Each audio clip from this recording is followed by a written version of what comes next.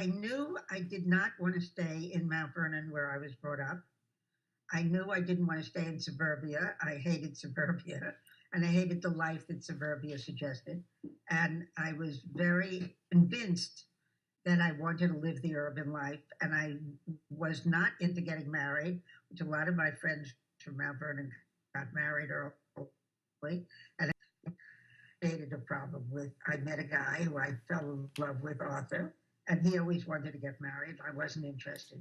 I sort of knew I was going to be in the entertainment world because I started in the entertainment world from high school. I went to performing arts as a dancer, and soon after I started, and I knew I wasn't going to be a professional dancer, so I went to college and I studied political philosophy. But I didn't know where. I just knew I wanted to be in the entertainment business. And the first job I got was as a cub writer and an assistant to the head of Ford at J. Walter Thompson. And they worked your little tail off. So I hated the secretarial part, but I was learning a lot because I had to write a television ad, I had to write a radio commercial, I had to write a television commercial. Each month, you had to create a whole new, um, uh, what's it called, concept for what you were writing. And I hated it because I was writing for Tenderleaf Tea, Fleischmann's Yeast, and what else? And Fleischmann's Yeast, and Scotty's toilet paper. And I thought I didn't go to political philosophies to write about toilet paper. So I soon got a job. I saw an ad for a job at ABC with a new documentary unit. And I interviewed there as a Gal Friday. And in 3 days, they said to me, "You are not a secretary. Go start being a researcher." And I was the best job learning about research as the basis for everything. Good research, responsible research, should be like 10 news a day and 14 magazines or something. And it was quite fabulous because I really understood why that was the big step in learning how to really do responsible work, back it up with knowledge, commit myself to really learning the depth of a subject, so I felt confident about it. And I always knew what I was talking about. I never fudged anything. I didn't need to fudge anything. I probably spent too much time learning. And it was the era of very few women being in the news business. And I was at ABC, and there were myself and one other woman in the documentary world. And it was very unique. I mean, there were very few women producers at that time. So you really had to show your worth in order to move up. And slowly I moved up. I became an associate producer. I became a production assistant, and I started traveling throughout the world, which was wonderful because we were doing cultural and historical programming. So they sent me every place, all over Europe, and I was the advanced person. I was alone. I had to go to the museums, find the information, set up the shoot, and then when the crew came, I worked with the crew. So it was an incredible experience in learning how to be independent on your own in a very strange environment. The only thing that was wonderful about it is because we were with ABC, whenever I went any place, they always paid attention because I was with a big network at that time.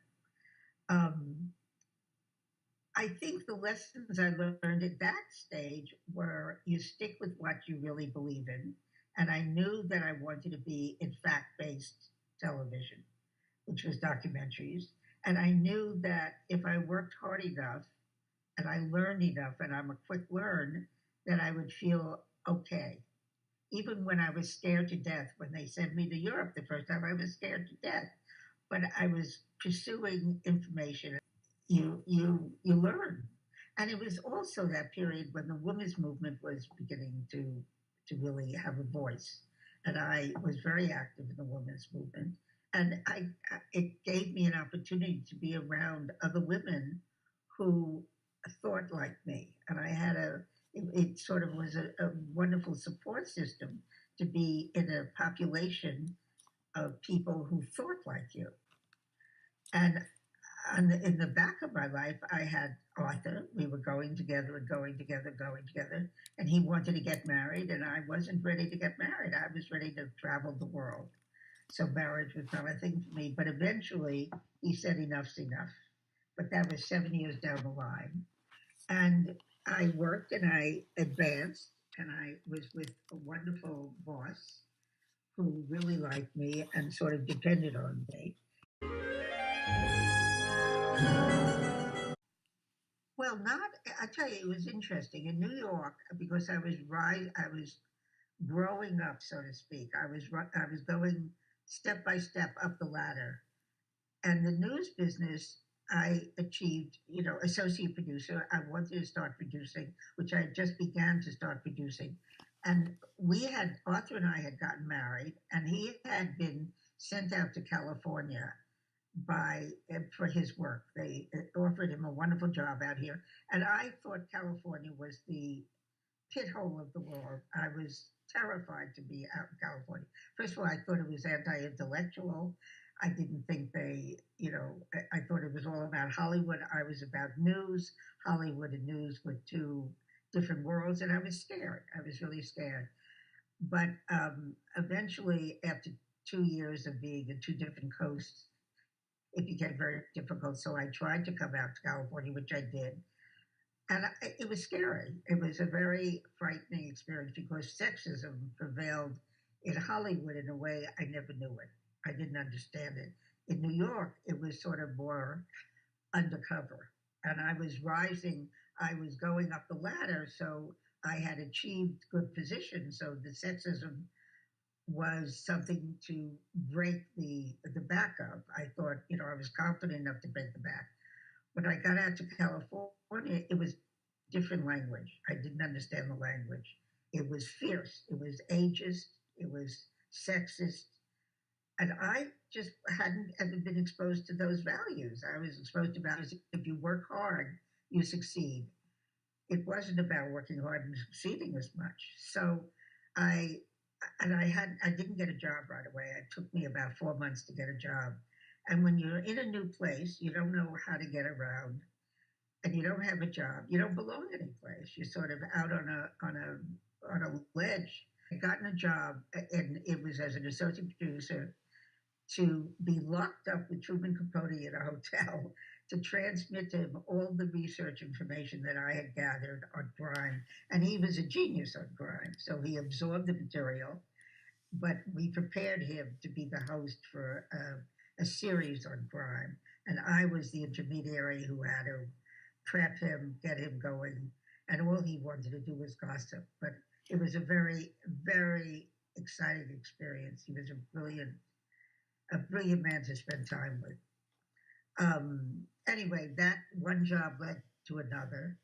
And then I got enamored with commercial television. And that was really where you could face sexism in a very different way then. But I began to develop with partners dramatic stories. And after a long time, I opened an office. I had an office for about a year and a half before anything happened, which I paid for. And the one mistake, I made a big mistake there. I wanted to be on my own. So I opened Margot Winchester Productions. What I should have done was take the job and learn the way of commercial television from the inside, but I was learning it from the outside, which was much harder.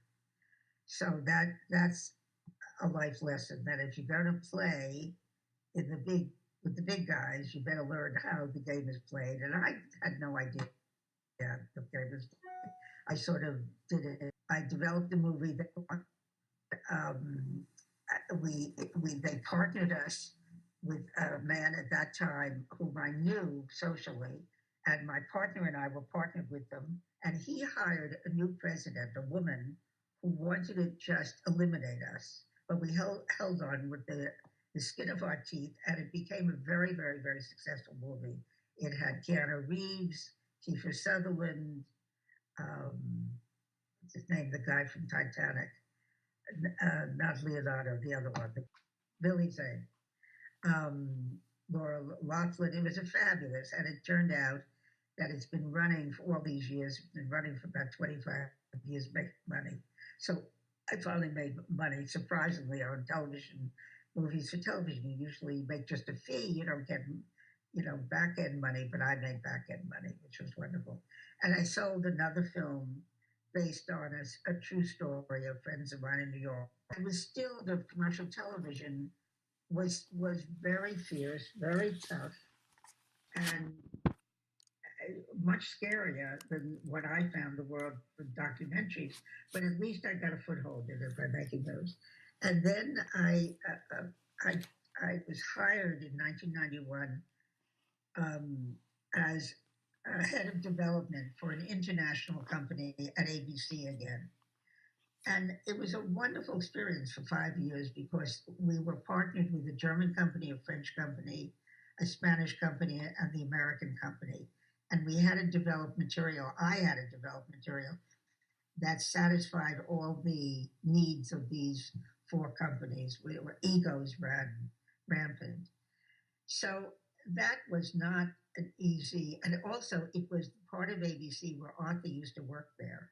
So they were not used to a woman who had, you know, um, control of any sort. And I was Arthur's wife, so they were very confused about me. But it was a very male-driven environment there. And the guy who I worked with was very male-driven, but he was very chauvinistic. But for 5 years that we worked, I just beat him up. He finally learned what chauvinism is and to drop it. So it was a hard experience, but we became very, very, very good friends, which we're very good friends to this day. The inside to learn how it works instead of breaking the mold from the outside. It's very hard as a woman during those years. And when I went to work for ABC 91 to 95, that international company, it taught me that what you learn from the inside you can't as easily learn from the outside because it's the way the corporations work. And ultimately, you're selling to the corporations. So even though I had the entrepreneurial spirit and wanted to do it my way from outside, I should have gone in and done a stint inside. So I would have learned more of how people function on the inside instead of trying to assume how they did it from the outside. And I think the major lesson that I learned was still pursue what you love because you learn. You keep on learning.